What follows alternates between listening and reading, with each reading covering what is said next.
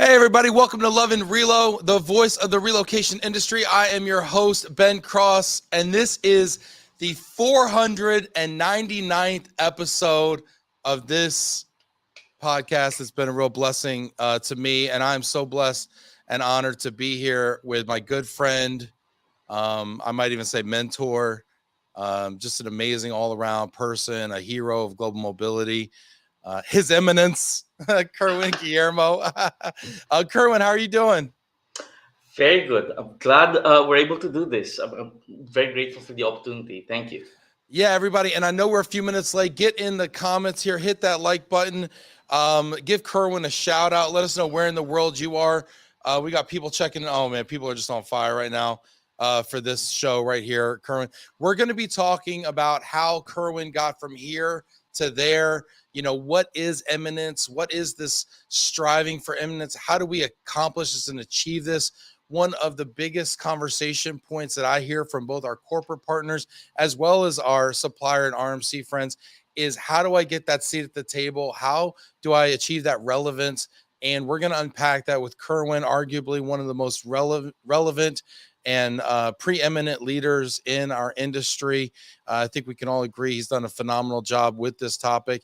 And me personally, I'm a huge fan of what he's done with the eminence that he's achieved and mobility for good. So get in the comments. Let us know where in the world you are. We'll probably be giving some shout outs as well here on our 499th episode of Love and Relo. Kerwin, first, where in the world are you? I am presently in Dubai.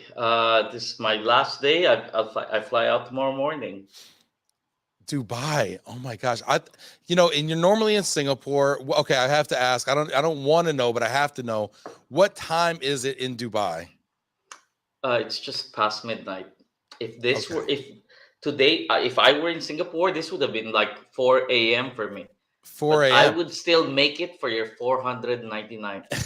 Well, we had a bet here in the studio of who was going to have the better hair, me at 3 in the afternoon or Kerwin at 4 a.m. But it turns out it's midnight. So, yeah. No, this is great. We got people checking in here. Roger, shout out to Roger. Way, shout out Marina. What's up? Antonio, hit that like button. If you got questions about eminence, about influence, love this. Tom saying, hi, Kerwin. I pray that you're not doing this from Singapore. Are you? No. No, no, he's not. But Dubai's close in time zone change. Rob from Air Inc. What's up? This is great. Andy checking in. Drew Phillips, 499. Woo, woo. Yeah. Yeah. And for everyone out there, we have a 500th event coming up in Dallas. Trying to twist Kerwin's arm into being there and speaking to us there live. I'm not going to put him on the spot right now. I'm not going to do it. Maybe later. I'm not going to do it now. But Kerwin, you've done something amazing. I mean, I got to imagine, you weren't always this person in our industry. You weren't always kind of on our, I'm going to use a very American metaphor here, our Mount Rushmore. You weren't always this person. How did you get to this station? What is that process like? Well, number one, it was very intentional, not to figure out that destination, but intentional in terms of wanting to be able to make it, wanting to be able to just break into the U.S. market, and then EMEA, etc. Uh, and it comes from, again, one of the things about me over the years is I've learned to figure out how to motivate self. And mentors of the past have told me, again, you cannot rely on your leaders. You cannot rely on a good day, bad day to dictate and determine how determined you are to succeed. So you have to keep figuring out how to motivate self. And for me, over the years, you figure out big ways and small ways how to do that. So when people would refer to me when I was starting as again Asian leader, I again, internally I'd be slighted by that because everybody else is a mobility leader, and I'm being labeled as such. Or when uh, I knew I am an unknown when I would wander around some of the exhibit halls, and people don't pay attention, and then I'm standing there waiting. I'm a buyer, I'm a customer. So you try to figure out how to motivate self. But the biggest motivation for me was tried to nurture some of my insecurity. I've always thought this could not happen. I could not be given this role, this scope, and be allowed to do that from Asia. All of my peers are there, are Silicon Valley, US side. So any day it will be easy for leadership to change, replace me. So I had to figure out ways to make it a little bit difficult for them, to make them have second thoughts before they could replace me. And that's Yeah, all and I about want to talk about building that too. eminence. I want to talk about that because it's not lost on me that your title is global head, right, of mobility, right? And so I think that that's really interesting, and an interesting choice, and obviously an intentional choice that you made to try to achieve that. But were there times where a lot of people out there might be watching? I'm going to rephrase it. A lot of people out there might be watching, say, yeah, we all want to be at the top, right? We want to be, the top of our field, whatever that is.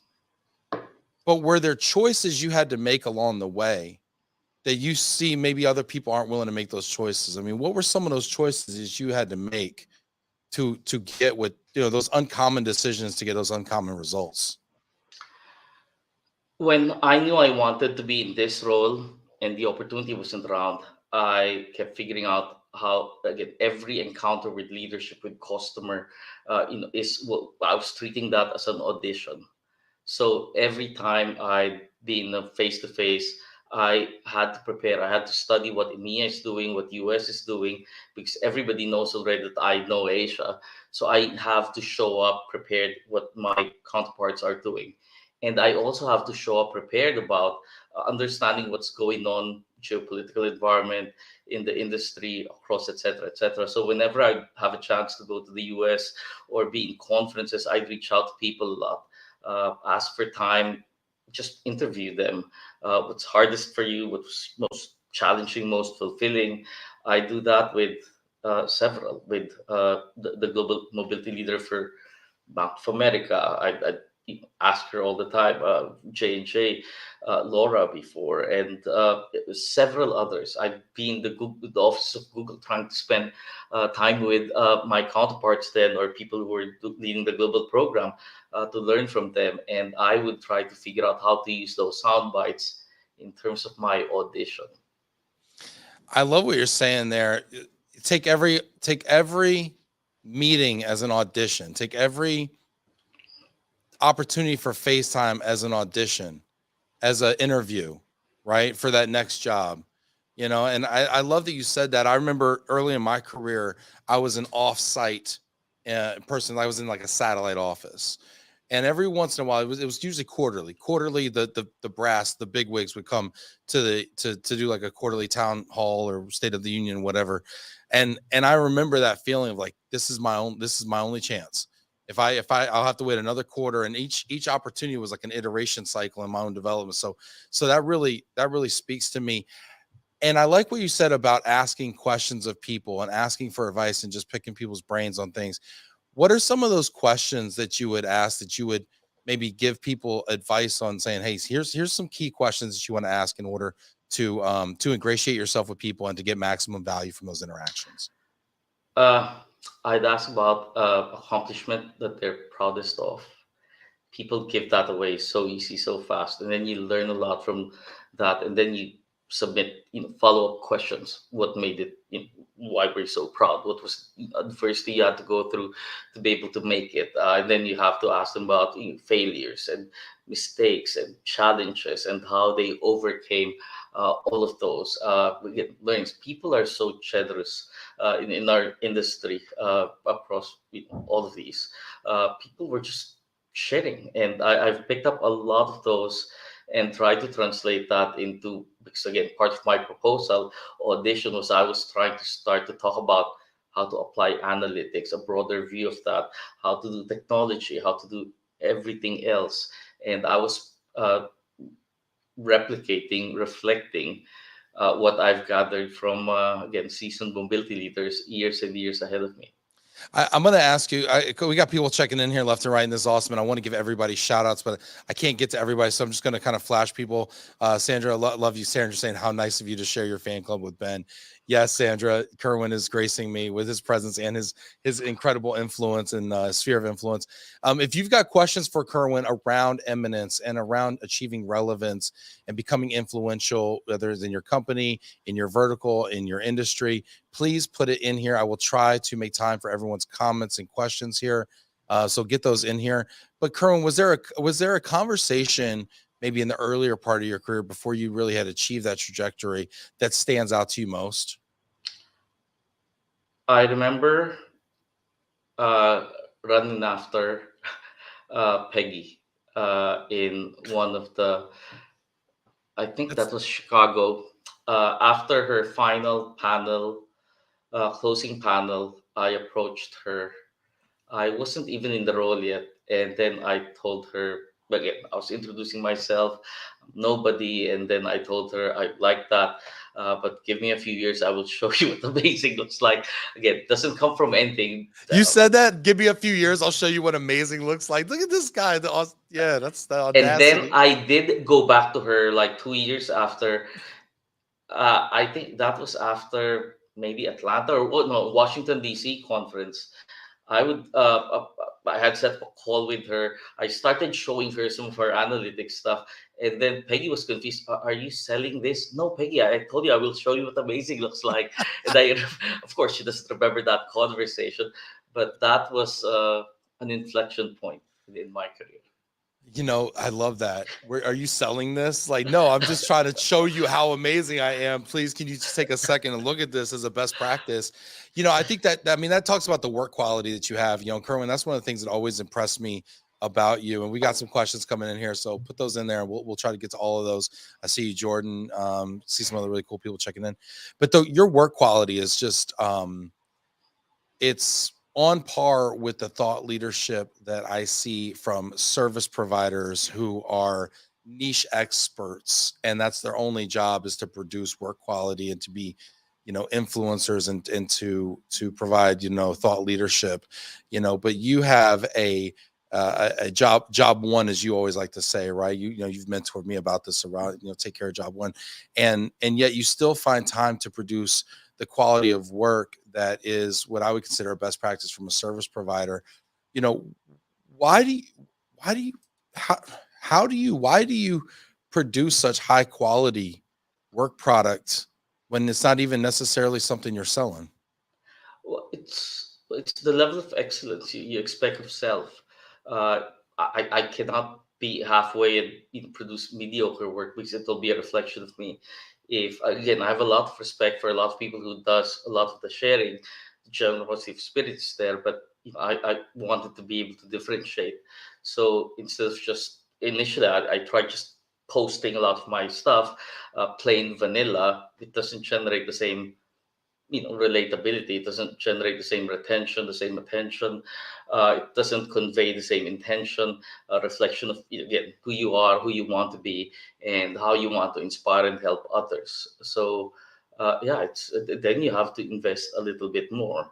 Because if this is easy, everybody would be doing it. If you want to be right extraordinary, then you have to put in the extra. Yeah, 100%. I love that. If you want to be extraordinary, you got to put in the extra. And one of the things that you do better than anybody else is storytelling.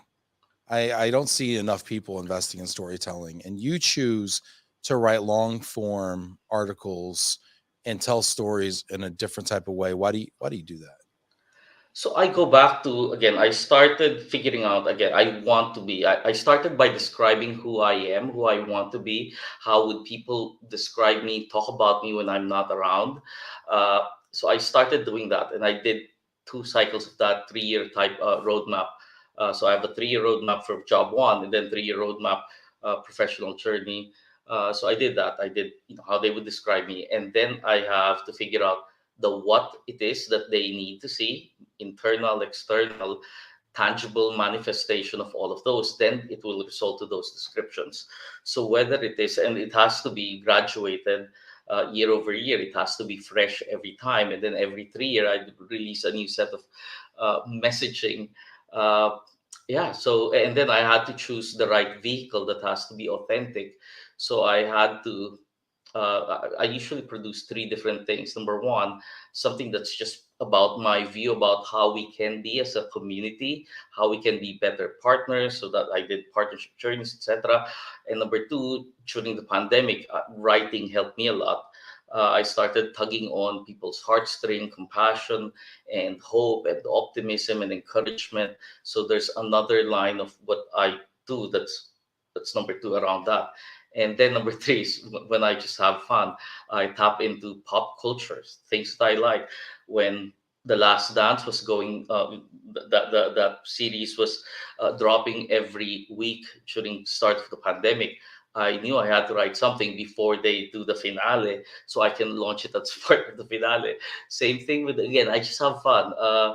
When when I was reading about Back to the Future and the anniversary, I knew I was having a haircut, and I thought about the bullet points, five things I'll tell my 5-year-old self, lessons from, right, all of that. So I get to have fun, plus I get to use that as part of how I get to bond and show my, my affinity with my daughter about musical theater. So I apply that, weave that in from time to time, and whatever inspires me. When the Deer basketballs of Kobe's, something I got inspired by.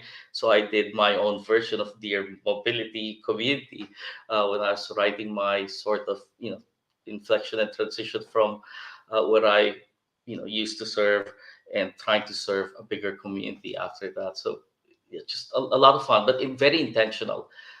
Labels and brand, and then the what, and then figuring out, who do I partner with, what are those examples, etc., etc. Yeah, I love the way you attack it. You attack your brand strategy and your development strategy and your career strategy, as well as your marketing, like a small company. You attack you kind of approach it with the same rigor as we approach our. I think that's interesting. You approach yourself and your own development, your own career with the same fervor and level of work product that we approach our jobs. And when I say it like that, it seems kind of obvious, but why do you think that most people don't approach themselves with the same rigor that they approach their jobs? One hypothesis is people are always attracted with short-term returns versus longer-term view. So if I want immediate short-term, then it's hard to make those investments. But maybe that, or maybe it's just a lot of overhead, a lot of time. But I knew I had to make time. If it's investing in yourself, investing in your journey, whether internal or external. I have to be Yeah, the biggest advocate for myself. Then right. that you get to motivate yourself easy. Well, and you realize that too. I mean, you're coming from Singapore, and to your point earlier, right? I mean, there's very few kind of role models in, say in the region who had the global scope that you've achieved, and now you've made it possible for a whole region of leaders now to I mean, I don't know, correct me if I'm wrong, maybe I'm overselling it, but It's too much. to endeavor globally. I mean, I Th- don't know that That's I am. that's that's too much. But there's a part of me, especially when I was struggling and having going through bad times. Again, I was part of me was thinking again. I don't want to fail in front of my daughter, of course. Plus, again, it's probably too much burden that because again, I want to motivate self. So when I,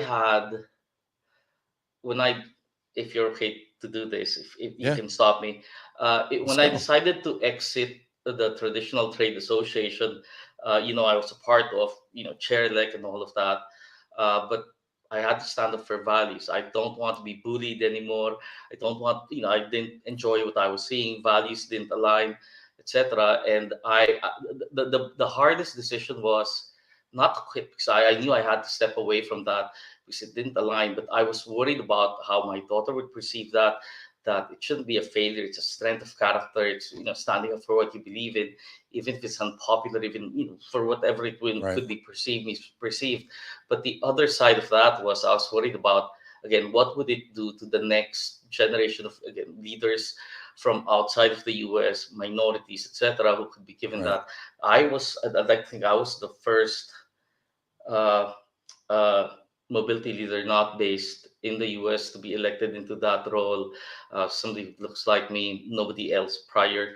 Yeah, so that weighed on me. But at some point, I told myself if I had to exit, and I did, that I have to go bigger for it to be Mm. worth the risk. That's why you saw me go Australia, go small grassroots organization, no matter the size of the audience.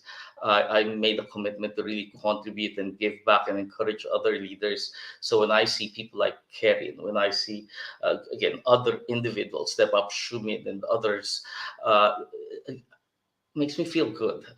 Gives me optimism for our community that we will again no to bullying and not a lot of those self-interest, but really focusing on the practice, contributing, moving forward constructively, and Yeah. I see a lot of that now, and I'm happy. I want to talk to you about the future and what you see the future of our industry and associations and what the opportunity is for us to create community. But I also want to honor the people who have asked a couple questions here. So if you've got questions for Kerwin about how to achieve eminence and relevance and influence, I'd love to get to those questions. Hit that like button. Actually, find the heart. Hit the heart. Send the heart out there to Kerwin in Dubai right now. And let's see, we got a couple questions for you here, Jordan. Let's look at Jordan's keeping me on the talking points. Thank you, Jordan. I need the help. Kerwin, can you actually define for us, Kerwin, what does eminence mean to you, and why is it important for mobility professionals?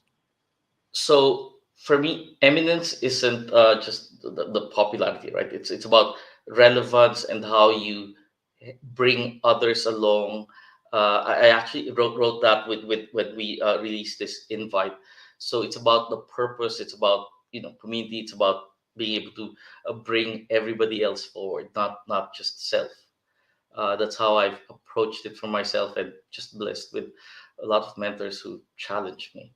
I think that's a Kerwin twist on it too, because I looked this up because I'm like, eminence is not a word I use every day, so I looked it up kind of before the show, and it's defined, I think, as like standing apart and kind of rising above and being kind of that outlier. But I think what you do with that station again is what makes you so impressive, is because you rise above, but then it's in order to kind of pull people up with you, and I love that about you, Kerwin. Really do. Thank you. Thank you. We got people checking in here. I'd love to get your questions. Hit that like button as well here.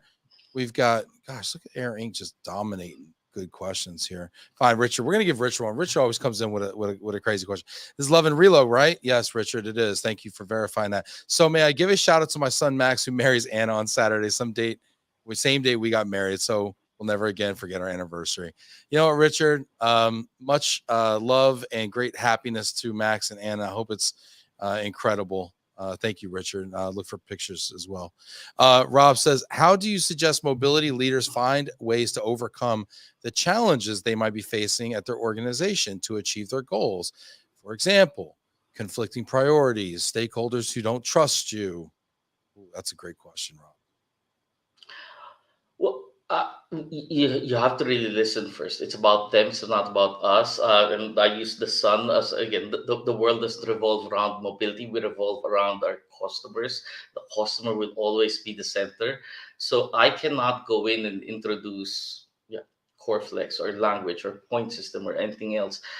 Everything has to emanate from their need, their problem statement. And even if I'm reusing something that is standard, I want to make them feel special all the time that I did something custom, and I listened. So it's about that. For you to be able to influence, for you to be able to gain a seat at the table, you earn it by listening. You earn it by contributing back, and it's not us imposing guardrails and rules. And oops, you can't do that. It's policy. That's not how to partner. Yeah, it's really interesting. I think it's the challenge that we all face at some point in our careers, and I think a big determinant on whether or not you achieve the level you want is how you solve that question. But it's also about preparation. I go back to early examples where I have to study my customer, vet them the same way you approach me when you know we're about to do RFP, when contracts are about to expire. I have to do that internal with my stakeholders. I have to figure out how opportunities missed because they did not engage us, opportunities where they have abused business travel and they thought that was cheaper, but it's not, or they have abused the use of sign-on bonuses in lieu of doing domestic relocation packages. Much more for international stuff, and they load up those bonuses to be able to pay for those instead of go through the program. So you look at how they behave, how they've used, abused, did not use enough, and then you go in with relevant sound bites. It's not just you go in and you preach about your program, your rules, your etc. etc. They wouldn't want to listen to that. Yeah, those are great examples you provide. And I think armed with that kind of ammunition, people are going to listen. And I think to your point about preparation, I think it requires not only the research, but also the networking within the organization so that by the time there becomes a conversation, a meeting, a decision to be made, you've already had the meeting before the meeting and you've already kind of have a relationship and you've gotten some of that intel from these people and these stakeholders before you kind of are ready to present something in a solution. And you keep building allies. You have to figure out who the decision maker is, somebody who could champion you, somebody the decision maker relies on, to make a recommendation for them. It's not us going direct line. Sometimes you have to go through a few different channels to be able to get what you want, and it's about all of these. Sometimes being overly eager to present a solution may not be the right way, even if they end up with the same solution. But being able to build that together with people that they trust, people who would advocate for the solution eventually, more powerful. It takes more time, but it will only take the most amount of time the first time. If you're successful, then the next time hopefully it becomes faster because you're building your track record, your credibility over the years. I love it. I love it. I love it. These questions are phenomenal. They're pulling some really great gems out. Hit that like button right now. Get in the comments with your questions for Kerwin. Rob saying, so it's not just about being an enforcer. It's about understanding why they might have gone outside what they were asked to do. Yeah, nobody likes an enforcer, right? I mean, it's like one of those, like, you get more with honey than with things that aren't honey. Hey, I gotta, okay, you want to, yeah, speak to that, Kerwin? Part of what we've done recently is to actually benchmark a lot, and there's limitation with benchmarking. So recently, we ended up doing an exercise where we interviewed people we've hired to understand what the companies that we're hiring from, what they're doing, right, and how we're able to attract talent away from them or talent we're losing, and then we started curating some of those to help us advocate for, again, if you want this change, if you say you want to compete for talent, then yeah, please pay up because that's what your competitors are doing. Job to job isn't enough anymore. Compensation to compensation isn't enough anymore. So maybe sometimes being able to extend a commitment to invest in perm residency at the point when there's still a candidate, extend that, like sign-on bonus would mean more to them than another 3, 5%, 8% increase, because an investment in mobility via immigration changes their lives, changes the trajectory of their career, and Yeah. maybe allows them to stay longer in the U.S. I couldn't agree with you more. And honestly, before I got into the recruitment game myself, I had paid that lip service, but I don't think I'd ever seen it really firsthand. And now when we're trying to recruit people, I mean, will they sponsor a visa? I mean, that is an enormous question that people are asking, right? And it opens up the talent pool tremendously, especially in technical sectors, right? So I just think it can't be overstated. I want to ask another question. Tom's got a phenomenal question here, and you know what? We're gonna go there. We're gonna bring it up. Tom says maybe an elephant in the room, based on what Kerwin stated earlier. But I'm just curious if Kerwin has any thoughts about the future of Worldwide ERC's transition, since Lynn will be exiting the organization. What advice would you give to her successor? I'd like to think again the mobility community. If there's one predominant organization, in the same way that if there's a monopoly in any product category, consumer space, it doesn't help all the consumers if there's one predominant product out there, brand out there. people want choices because competitors, partners, etc. However they play, they compete for all of our attention. We get choices, we get better products. So if I were giving advice uh, to worldwide ERC, knowing what I've seen, is to treat the others more like their partners. Dial down on revenue share, dial down on all the other, what do I get, you know, focusing on the slice of the pie, how much do I get, etc. But at some point, even if they keep branding themselves as not for profit, but their actions say, dictate, show otherwise, it becomes not as authentic. So being able to reach out more to other regional organizations, other partners, maybe that could change the tone. But again, as much as I was a fan and how much ERC has made a difference in my career, I looked up to it. Wanting to go there, it's like, again, musical theater, it's like going to Oz. You look forward to that, you want to meet the wizard, etc., etc. Yes. It's a pilgrimage that we do every year. But again, over time, you go back for the nostalgia, but I don't know if what you're going back to is the same as what you had when you were younger. Wow. So well put. It's like going to Wow. Oz, right? And then you meet the wizard and you're like, all right, well, that was cool, but not exactly, and then you're right. As you go back for the nostalgia, it's never, if you go back for the nostalgia, it's never going to be as good as the first time. And I think that the onus is really on the association to continue to refine the value proposition that it puts forth, and I think you and I might be of a slightly different opinion. I do think competition is good, and I do think new competitors and new entrants into the Yeah. space keep people on their toes, but I also like the big tent, where everybody comes around the watering hole, if you will, because there's a lot of value to bigness. I ran call centers for a while, and they call it the rule of large numbers, right? And large numbers are more efficient and effective than are more efficient, I should say, than smaller groups. But it's a different dynamic. And I mean, what are your thoughts? I mean, do we need a central association to gather around, or it, not? it works if they can flex their muscle to advance the practice, advance our agenda. Since exiting ERC, I've been part of other organizations uh, uh, compete, ITI, etc. on the government advocacy piece.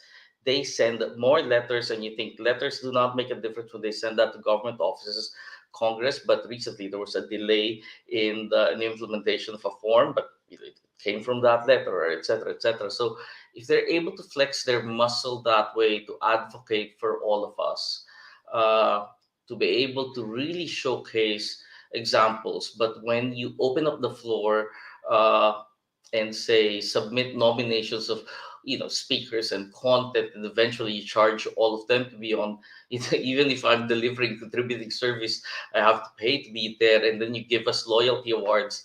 I don't know if you're really getting uh, top marks. But again, I love the community. I think there's a generosity from everybody who wants to keep sharing best practices.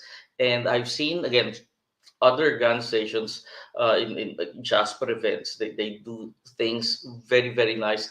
The energy is very different in Australia. I've enjoyed that. GME is doing a lot of new things as well. I like the smaller groups, smaller roundtable, better sharing, better content. There's follow through as well, which is different. I think there are intentions to keep changing the way FEM does it, and what we did in Dallas again was wow, definitely. But again, I'm a little bit biased because of UTD, but it was definitely something fresh, something we've never seen before. Yeah, there's definitely a more entrepreneurial take on these things from these smaller, kind of more these newer organizations, or these kind of challenger type of organizations that come in.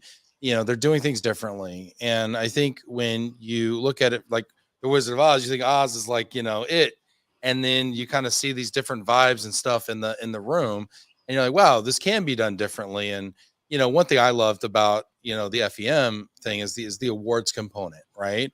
And I think that's been missing from my experience for a long time, and I didn't know it was missing until I think I saw it, and then I felt like it was missing.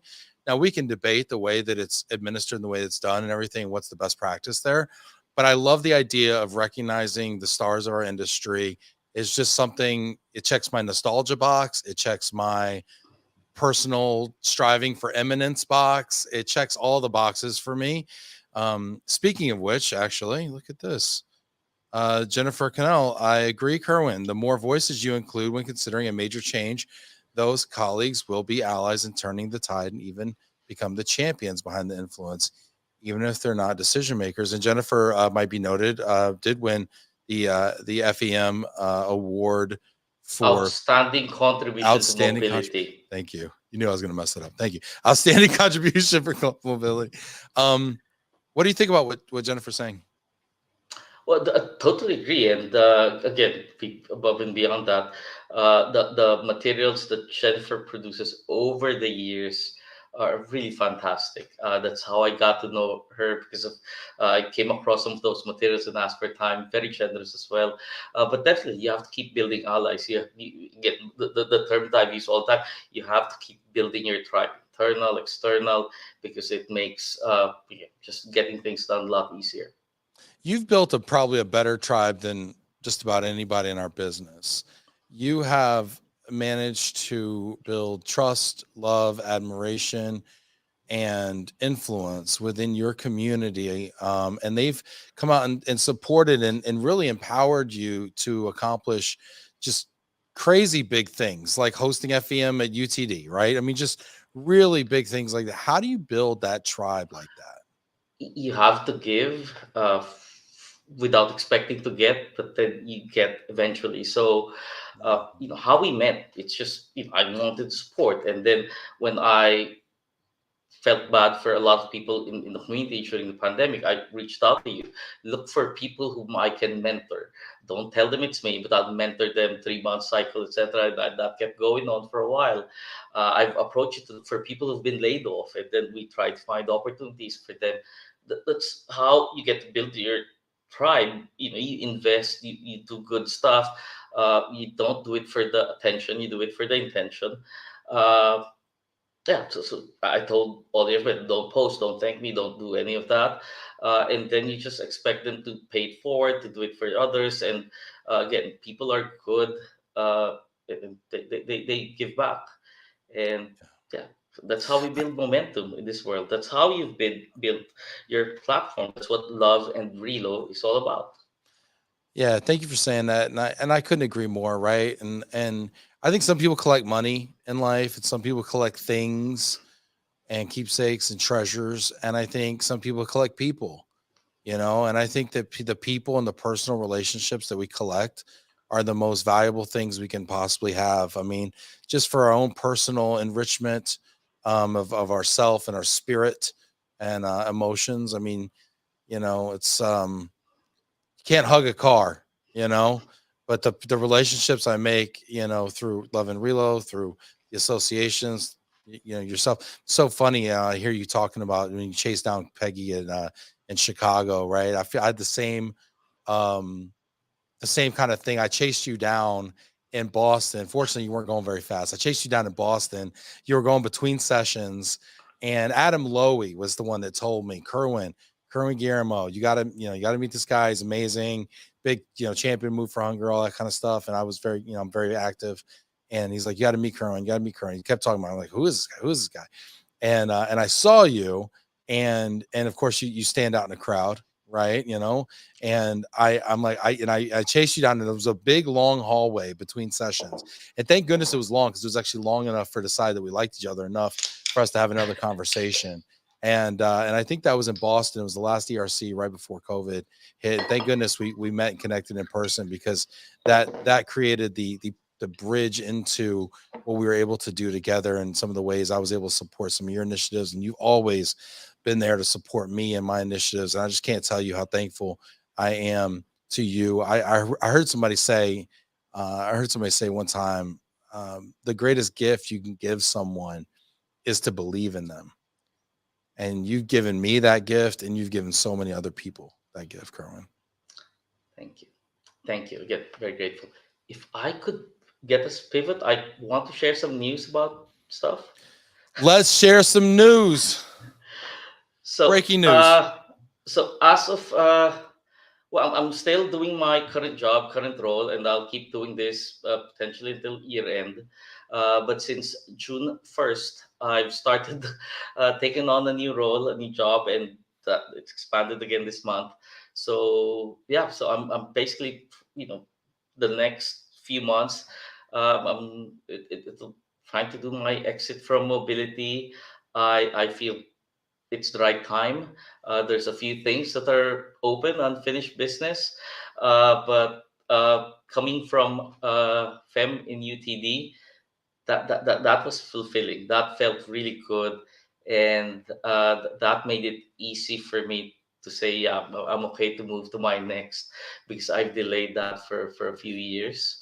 And again, very grateful for what mobility, the community, and everything else have done for me. It opened up more doors, more opportunities over the years. There's a few doors that that were opening up, that were calling, but it never felt right.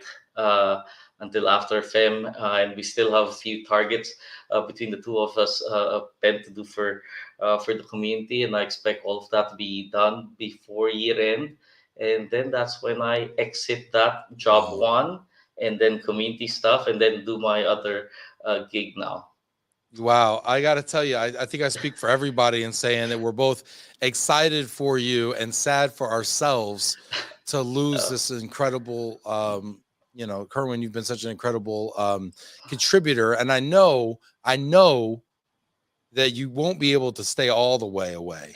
I know that you will always have your fingerprints, or maybe like a pinky stirring the drink over there, because I know you can't possibly leave us entirely.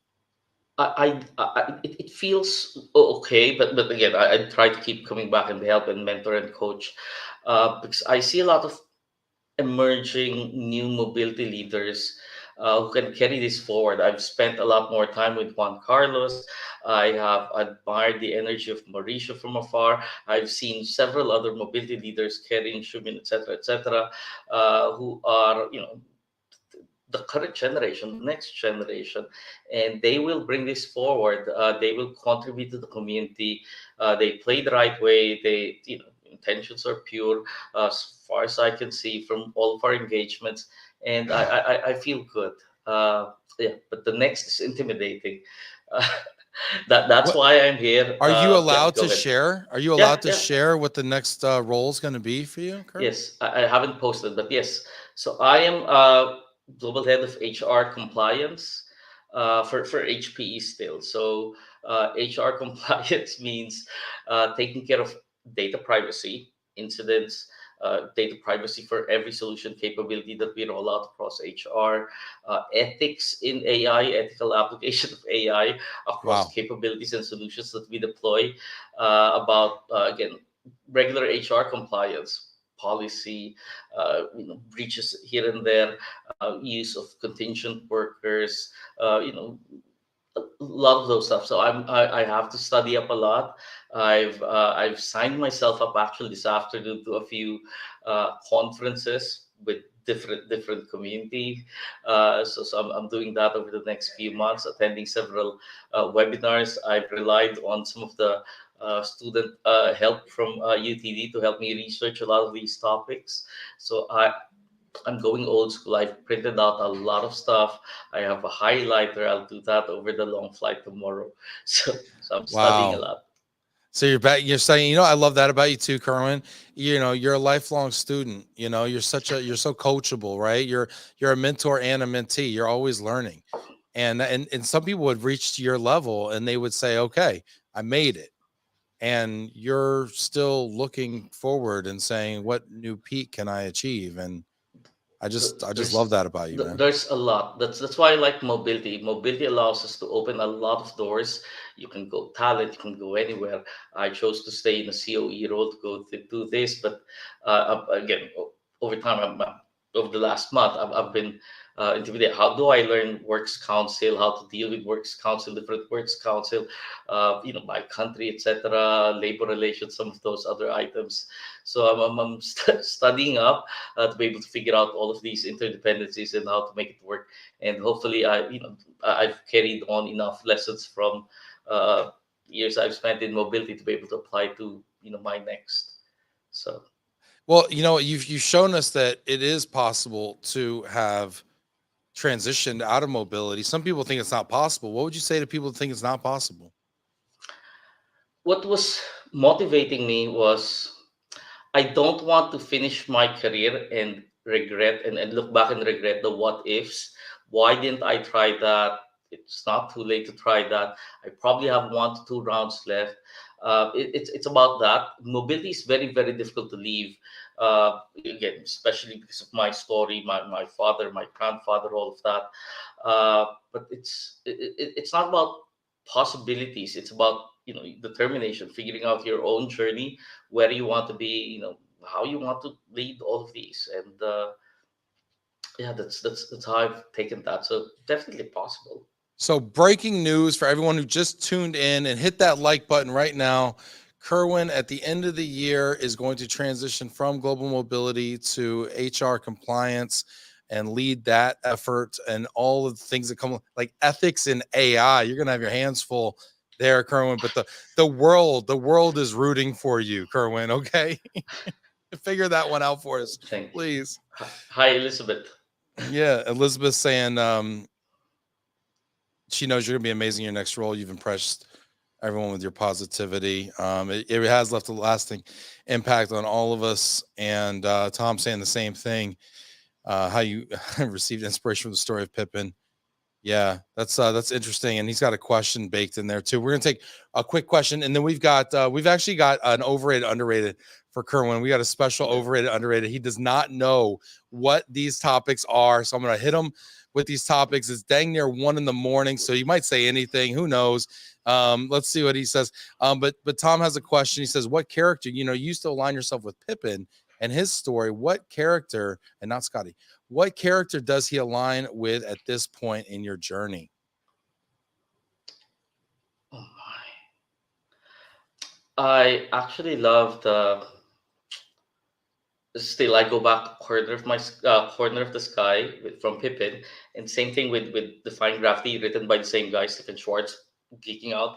But it's about, for me, one side of it, it's the anthem for the disempowered, but also the willingness to go and break barriers and go, figure out the what's next until you find again the next place where you belong.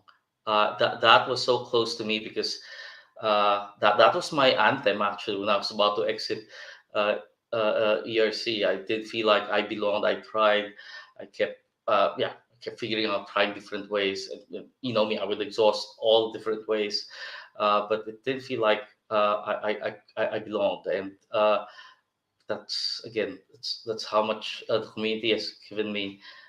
I was at the brink of depression and breaking, and then the community just opened up and welcomed me, embraced me, whether it's the top 100 or all the other smaller communities around. That it feels good. So to go back to that question, I'm still that Pippin guy, looking for the next and trying, and hopefully he gets to bring the rest over. Tom, sorry. That's great. Didn't prepare a better answer. No, it's all good, man. It's all good. Hey, speaking of not prepared, and I know you love to be prepared, and I know that success is when preparation meets opportunity. Okay, but me, I'm not as always prepared as Kerwin. And I like to throw people curveballs here. Okay, so we're gonna do an overrated, underrated. This is my favorite part of the show. Kerwin, do you know how to play this game? Overrated, underrated. Try, right? So you'll say something, whether it's yeah. I'm gonna tell you. I watched the show enough, trying to audition to be in. Yeah. Hey, every meeting's an audition. Remember that, okay? Yeah. No, but I'm gonna give you a topic. I'm gonna ask you, is it overrated, underrated? You have to pick overrated or underrated. You can only pick one. You have to pick one, and I get to tell you if you're right or wrong. and then we get to argue about it. Anyway, all right, here we go. LinkedIn, overrated or underrated? Overrated. Overrated. Oh my gosh, you're killing. There's all these people watching on LinkedIn right now, daggers through the heart right now. What do you think out there? If you're watching this right now, is it overrated or underrated LinkedIn? What do you think? Put it in the comments. I want to know. Kerwin, why do you say that? LinkedIn is not the end all. It's a springboard. You must be able to follow through outside of LinkedIn, beyond LinkedIn. That's where I found the most successful engagement. It could have started in LinkedIn, but you cannot live in LinkedIn. All right, Kerwin, I'm gonna ask you honestly. Am I better on LinkedIn or in person? In person, actually, you're better in person. Thank you, Kerwin. I needed that so bad. All right, we'll take it. We'll take it. Look at this. Oh, and by the way, Deb Convery checking in. Oh, that's Hey, Deb. awesome. Love Deb. Hit that like button. Hit that like button, everybody. Okay, we got. Did not mean to offend Deb. Sorry, but go ahead. You're not offending. You're not offending nobody, Kerwin. You got enough money in the bank with all of us anyway. You can say whatever you want. All right, let's see here. Number 2 here. Tom Brady, overrated or underrated? Actually, he's rated just fine. He's well rated. He deserves all of that. All of that. He's the GOAT. I'm going to have to challenge you, Kerwin, as much as I love you and respect you. Really? And whatever you say is gold in my book. You know, normally 99% of the time I'll accept whatever you say without challenging it. But this time I'm going to challenge you. Overrated or underrated? I know that's why it's hard. That's why it's a fun game. I've written an article about him. I know. How he took care of his body, how he changed his game to be able to do longevity. And it's not just longevity for longevity's sake. He was winning. And he's bringing his team along. The team has changed along with him. Most of his teammates will not be winners if not for him. That's right. So if you were to have to pick one, hypothetically speaking, overrated or underrated? Yes, Rob. Properly rated. Yes, Rob. Oh man, Rob, you're letting Kerwin off the hook. You know what? This isn't phone a friend, but fortunately there's 6 questions today, not 5. So we'll let that one slide. I knew I was gonna throw a hard one at you. Okay, next one. Global mobility certifications, overrated or underrated? I have a bias. Yes, I know. That's why it's fun. I have a bias. Underrated. Sorry, overrated for right now. Ask yourself, if I'm interviewing, looking for candidates, does that matter to me as a hiring manager? I've hired many roles and I didn't look for that. With certification, is your offer going to be better or not? Because if the answer to all of those is not, then why are you paying for subscription for all of that? So I'll do an analogy. When you graduate from university, you don't keep paying the university to be able to use the credentials that they've given you. But that's a great analogy. Pay more for those. I pay more for those. That's a great analogy. So I will play devil's advocate, and I will say I think it does matter for an offer at the relocation consultant level at an RMC or an in-house program. But other than that, it does not matter nearly as much. And I love your analogy about you don't keep paying the university every year for your degree. So I'll give it to you. Anything other comments or anything else you want to say about global mobility certifications at this time? Well, I know on behalf of the board of the advisory board for UTD, we're trying to figure out if we could partner with other organizations to be able to do certifications. It's not about subscription business. It's about really continuing education. It's about certification to be head of a mobility program, certification for something else. It's about continuing education. And then we'll try to weave in, again, 80% timeless type content, and then 20%. What if we partner with FEM and UTD to do something like this, and then the 20% becomes, now you'll get to present to, if you're nominated, if you win, part of the obligation is to deliver that and share that with people who are getting that certification. Then you have your current content. I like it. I like the idea. I would be a customer of that theoretically. I'd want to see the content, but I like where you're going with it. All right. This is fun. It's heating up. We're done with the first three here. We got three more to go. Overrated, underrated, sleep. Underrated.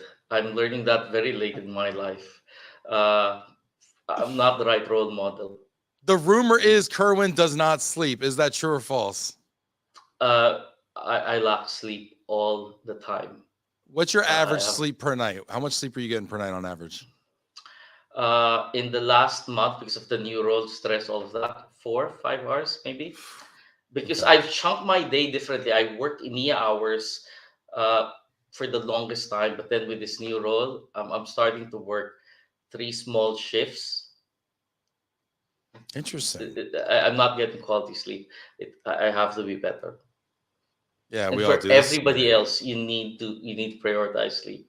Yeah. I've put myself through a lot of classes recently. I feel like though you're especially vulnerable here, right? Because you're in in Singapore, home base, and you have so much reach and responsibility in the U.S.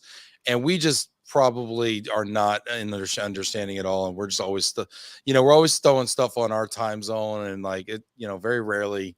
I just feel like we're kind of selfish over here. No, plus, it's part of my how I motivated self when I was, for a long period of my career. Everybody has the same amount of time, but I want for me to be able to win, I need to be able to exert, to be able to produce the most amount of energy. Energy can be different, time is the same. So I kept working that, and again over the years immediately health suffered, etc., then recovery, and then you try to get to chase uh, for better for worse. That's how I've mentally managed self. I'm always chasing time, chasing relevance, chasing in pursuit of something that I feel like if I slow down, if I I'm blessed, very blessed. So if I don't apply this to do something good, if I don't spend my Monday and Friday nights to meet and mentor people from the industry, to spend the time to respect providers who wanted time, so to give them the time, to give them constructive feedback that uh, I'm not reciprocating, I'm not paying it forward, then maybe the good things will stop. So I have to keep doing Mhm. that. That's how I've mentally managed Yeah, I self. agree. I have that fear. I have that fear that it'll stop if I don't keep feeding into it. If I don't keep sowing I won't reap. And I hear you on that. Hey, I want to know if you're watching this right now, how much sleep are you getting? Are you getting 8 hours? Are you getting 6? Are you getting like 4 or 5? Like Kerwin over here? Like, what kind of sleep are you getting? If you want to share with us, I'm just super curious. Sleep's a tough one. All right, we got our next overrated, underrated. NBA basketball, overrated or underrated? I'm a fan. I'm a fan. I'm a fan. Properly rated as well. I get a lot of inspiration from from that Golden State Warriors, how they changed the way the game's played. The period I was in my current role was the period of them and how they changed their game, playing with joy. Steph Curry, all of that, how you play with joy, you move people around you, their team basketball, all of that. I love that. I love the trash talk and how it motivates somebody else. Yep. Oh, that was It's big in Jordan, right? In the Last Dance. I want to ask you. Okay. I'm going to ask you. Then I'm gonna let you out of this one because you said properly rated. Then I'm going to give you a fill-in question. Greatest basketball player of all time is Ooh, I have to go Jordan. Jordan. You're a Jordan guy. I think that's Yeah. generational, right? It's like, are you Jordan? Yeah. Are you Kobe? Are you LeBron? It's like kind of how old are you kind of thing. I think. Uh-oh. Yes.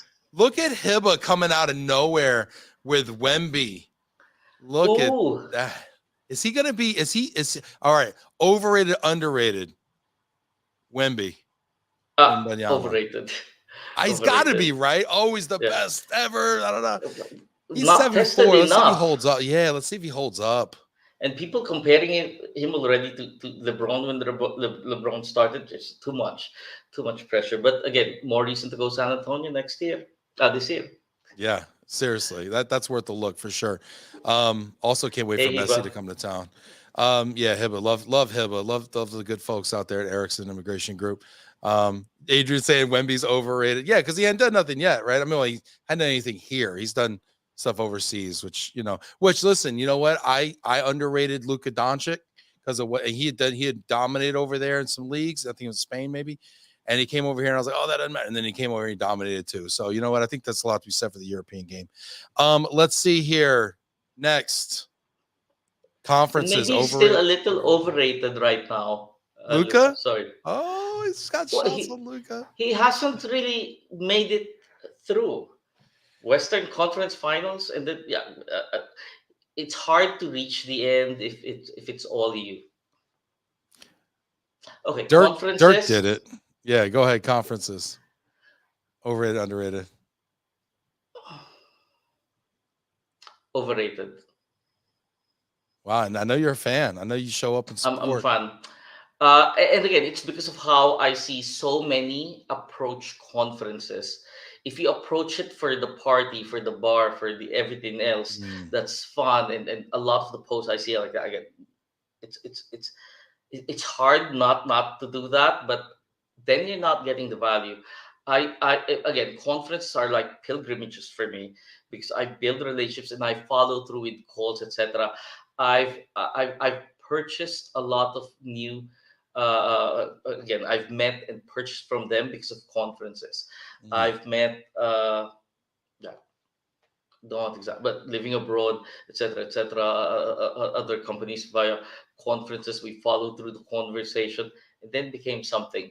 Same thing with our relationship or other relationships I've had Yeah. with other mobility leaders. It came from conferences, but it has to be intentional, purposeful. I ask my providers when I go to conferences, line me up with people that please please introduce me, because I was again I wanted to be hungry.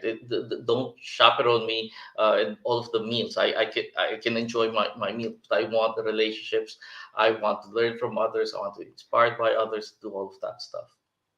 I love the fact that you ask your suppliers to introduce you to suppliers that you should know. I think that's really, really cool that you do that. And I love your openness to connect with people. I want to, Susie.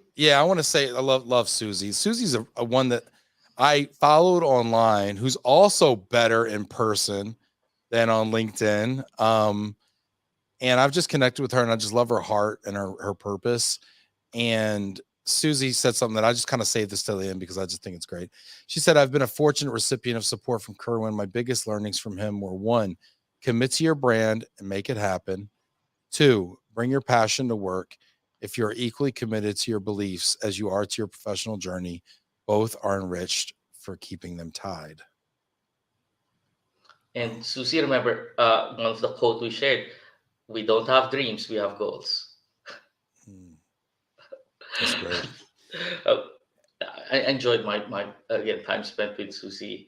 I look forward to meeting up with her conference after conference. Never enough. Yeah, I think that's a phenomenal place to kind of conclude here. I just want to say, and I'm going to give you a final thought here, Kerwin, but just want to say how much I enjoyed this 499th episode with you. I specifically asked you to be on as our, kind of second to 500, or last to 500. And just because, well, first of all, the first one was just an abject failure in the first 15 minutes. But besides that, I needed a redo, right? Besides that, you've just meant so much to me, so many people here. And I think there's no one that embodies the spirit of Love and Relo, inclusivity, mobility for good, and just leveraging the love and the connections and community we have better than you, Kerwin. So I just wanted to, I'm just thankful so much for you. Congratulations on the platform. I will congratulate you face to face on your 500. Let's make that happen. Nice. In Dallas? You're going to be in Dallas August 3rd? I'll book my flights over the weekend. He's booking his flights. Yeah, Kerwin, we scored Kerwin. The white whale is gonna approach. Again, 3 things if I can leave Yes. anybody message. Number 1, what I've learned over the years. Number 1, make an impact. And initially, when I was saying that, I was referring to making an impact, make a difference in your job 1. But what I've realized towards the end of my stint in mobility, make an impact for me means make an impact on somebody else's career, find ways to be able to touch somebody else's professional journey, contribute to that. There's a lot of people always in need help of encouragement. You don't know the impact you will make, but try and reach out, try to offer that. A lot of people have lost their jobs right now, so please do that. Number two, you know, be very conscious about building a legacy, and legacy is not about you and your accomplishments, but for me legacy is all about practices and behaviors and culture that we can leave behind for the next generation to carry forward. And I was very mindful of that, the example that the example of of your actions, because that I'd like to think that means something. And the example that you did for others. Number three, be a force for good. There's a lot of simple things we can do.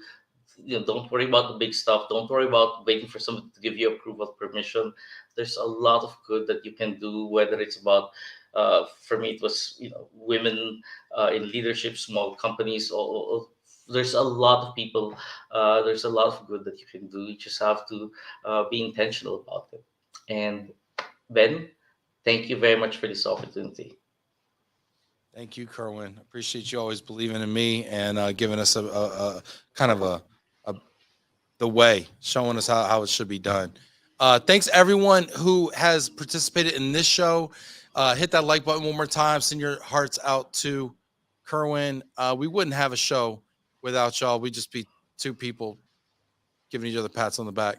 So thank you so much for joining. I hope you found value in this. I hope it made you think. I hope it made you feel. I hope it made you just a little bit better. It has done that for me. And I cannot wait to see all of you who have participated in this show and added value to the community through appearing on Love and Relo, as well as a couple select fans and stuff. We're going to be in Dallas August 3rd with a live in-person event. We're going to have TED style talks. We're going to have some networking. We're going to be showing you ways to be better leaders. It's going to be a real who's who VIP event in our industry, the most influential people within the global mobility industry. And I cannot wait to see all of you there. So less than a month away. Thank you everyone for being here. Kerwin, thank you so much for teaching us about Eminence today. Take care, everybody.